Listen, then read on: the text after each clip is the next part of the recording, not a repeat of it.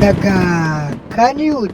Assalamu alaikum mai saurare, barkanka jimurin kasancewa tare da mu a wannan rana.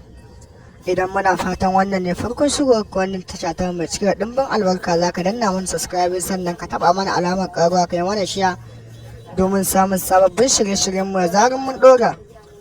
To fa kai mai saurare na, ina fatan ka san wannan fuskar Yakubu Muhammad.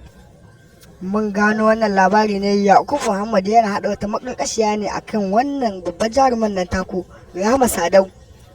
Yakubu Muhammad dai ya kasance babban dan Kannywood ne wanda duniya ta san shi. Ita ma wannan babbar Kannywood din duniya ta san ta Rahama Sadau.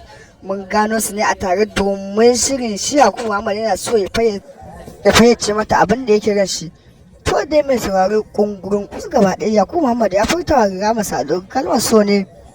An gano a lokacin da ya furta mata yayin yunkurin sa mata zobe a hannu domin su kulla kawance ko kuma kauna.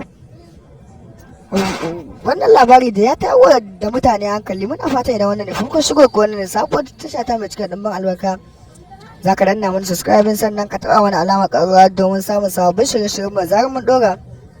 Za mu yi ƙoƙari duk da haka za mu dinga kawo muku ingantattun labarai, ko da a ce bai kai wasu mintuna ba, labari mai minti in dai za ku tsaya zai muku ma'ana labarin. Mun gode, muna godiya.